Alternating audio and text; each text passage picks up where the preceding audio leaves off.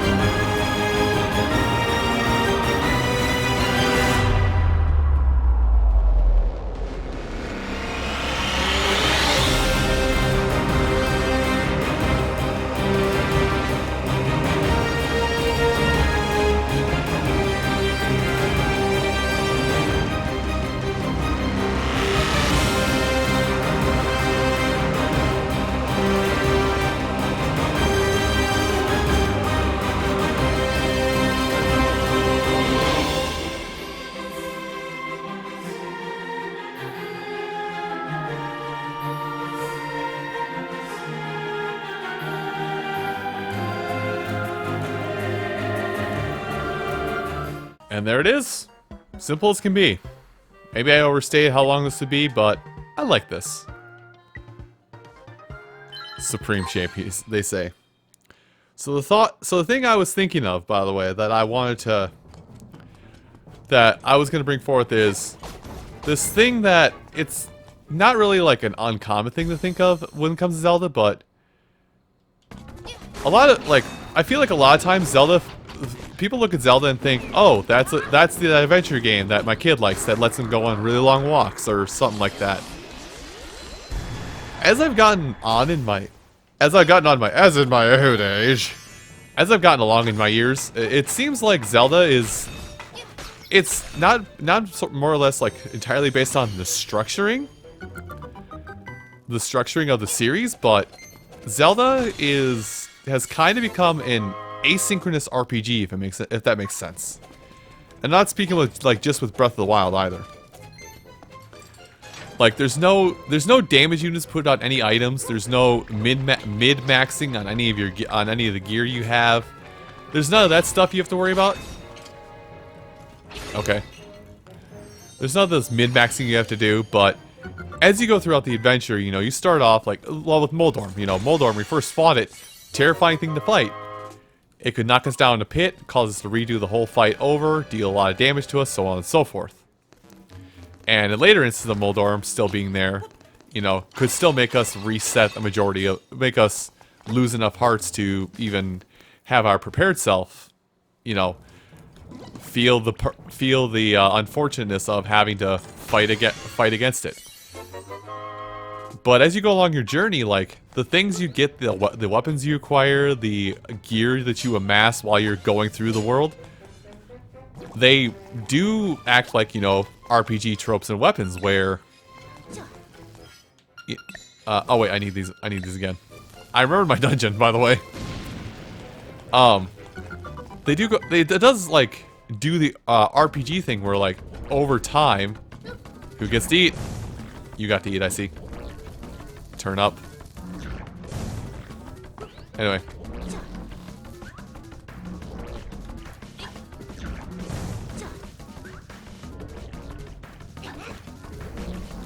Well, that's gonna be awkward for everybody.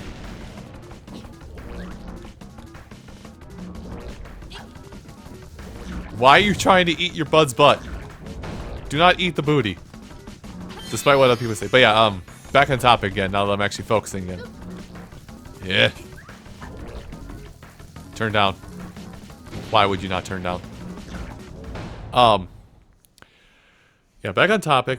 But yeah, Zelda being like an asynchronous RPG series where, you know, you struggle for so long. You get one piece of equipment that either you're comfortable with or actually just raw increases your damage output. And suddenly that the beast that you were terrified to fight a little bit ago is a cakewalk for you. You could literally fight it in your sleep, if need be. If somebody put the button, like the controller in your hands, you could subconsciously fight the thing while you're off in La La Land. That's always kind of a fun thing with Zelda. And RPGs do this to an extent too. If you think about it for more than like 2 seconds, you know, you fight. I'm trying to think of something. Well, I guess that to an extent, like the Mario and Luigi series, you know, you fight. Bowser does level up with you throughout that series, so to say, but like you fight Bowser once, and he's terrifying, but then you come across him at a later point, and the game actually uses them as like a scale of, oh hey, here's how far you've gotten in the game. You could defeat the Bowser that you barely could touch about 5 hours ago. I wish I could give you examples with Final Fantasy, but I haven't played much Final Fantasy.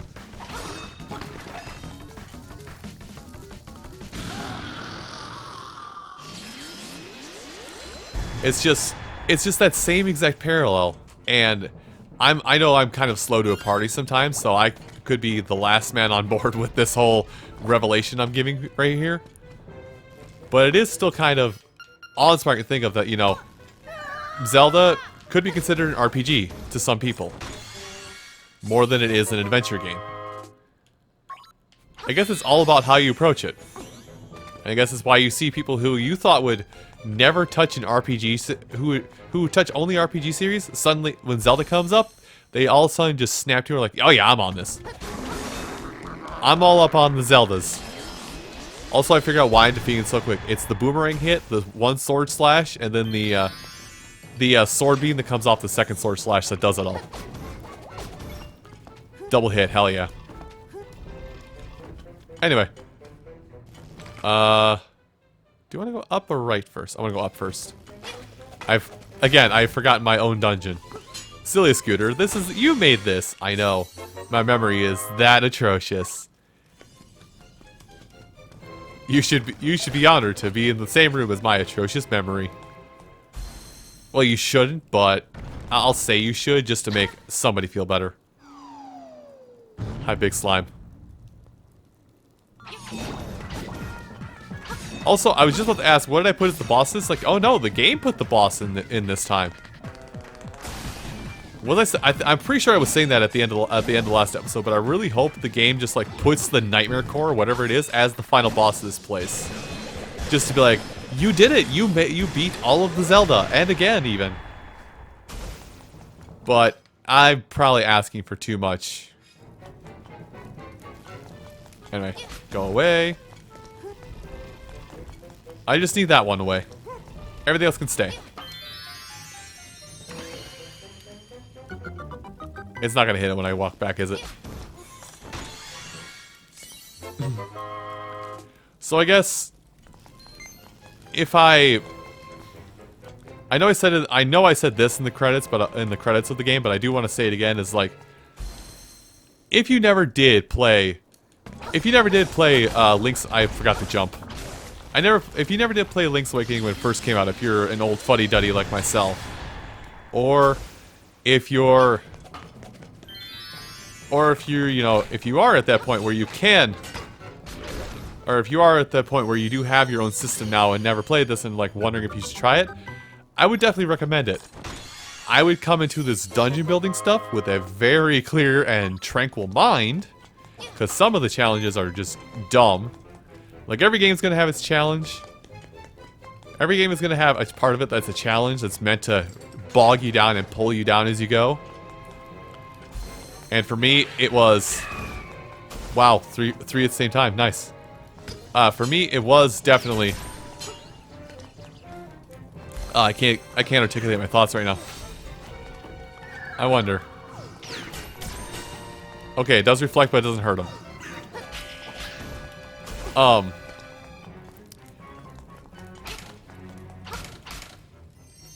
Gosh, it was right on the tip of my tongue half a second ago, and now I can't remember what I was going to say. But yeah, if you've never played it and want to see what the whole hubbub was about, this is... If you don't want to go through unnecessary means, I'll say. Oh, I don't have to come back in here at all. Later.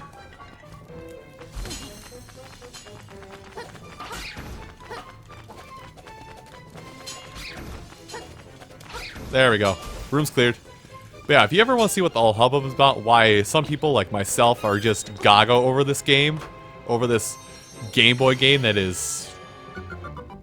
I had to look at a calendar really quick. 17 years old now? Probably closer to 19 and a half, but... Or 19... 17 and 19 and a half. Good job. Scooter's ace at math, by the way. But no, if you ever want to pick up this game that's about 16 and a half years old, maybe it is 17 if it is, because, you know, coming out in Japan first and all that jazz. Okay, I got a world save, excuse me. Definitely pick it up. I would say even for a re-release, it is definitely worth the sticker price on it. I need to hang left here. Oh, it's our friend, Mr. Skull and Bones. Now, let me test something here. Okay, you don't take damage from Boomerang. Good to know. Have that. I would definitely say give it a shot. Would I say, you know... Would I tell you that to buy it full price if you can get it cheaper? No. I mean, this is... I bought it full price because I dearly love this game, but if you're just trying it off your first time, wait for a price drop, I would say. Unless you really don't care. And this is new. Did I just put a new room in my dungeon? I put stairs here. Huh?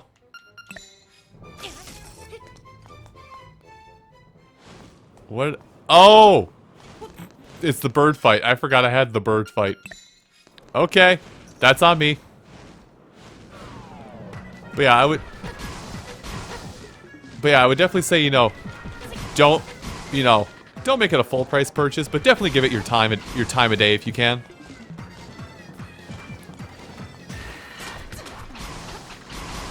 There we go, bird dead.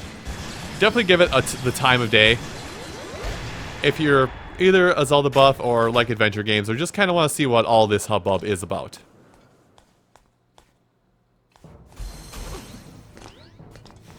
Just that panic of, wait, I never put a staircase here. Huh?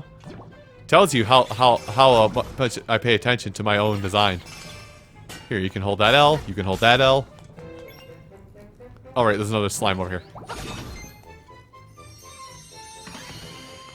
God, I am so happy it reflects. You do not know my elation at this revelation. And yeah, they definitely fixed a lot of like glitches and goofy things in the first game. It made it feel more at home. Or feel more natural. I mean, I know in the first couple of episodes I somewhat loudly complained about certain aspects of this game and how it felt like clunky in comparison. Oh, oops. Hey, I'm gonna take this. You know, you're gonna have to go in your hole like a good golf ball. I did complain at the start because it wasn't the exact same feel that I grew up with playing Legend of Zelda Link's Awakening. But I got over it, and I realized that the changes they made are for the better. For the most part. I'm still sore, though, at that one stair challenge. Oh boy, here I go with my boomerang again.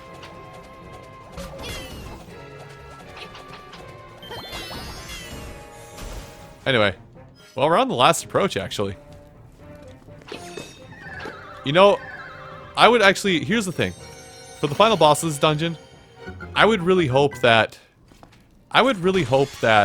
the boss in here is either Moldorm, just to kind of fully illustrate that point I just got done rambling about, or it is the Omega Nightmare or the Nightmare Nest, or whatever it is that it's actually called, or if it's just called straight up Nightmare.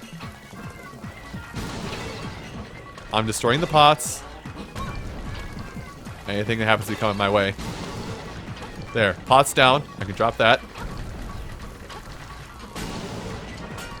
Hopefully it'll stay in the mid. Close enough to the middle. Hi, buddy. Here, hold that. Now, where do you want to spawn? Oh, cool. That's fine. Hold that. I'm an expert bomb thrower, by the way. I'm a chuckster. Oh, God. Hey, I forgot how serious he got in his last hit.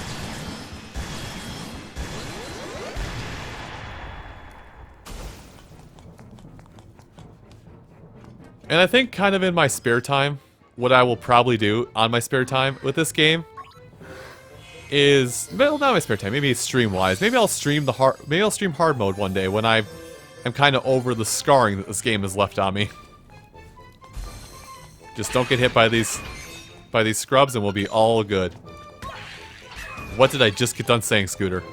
Ooh, piece of power.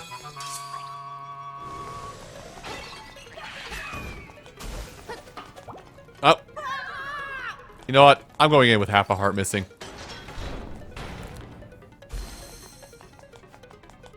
¿Qué es esto? Is this bird? Or is this something else?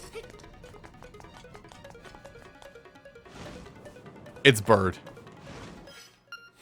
Final boss is bird. Okay, you know what? That's fine.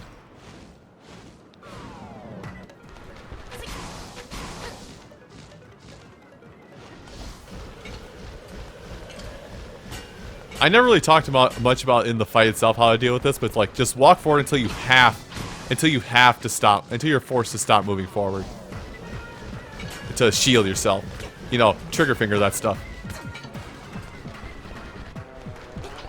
I missed.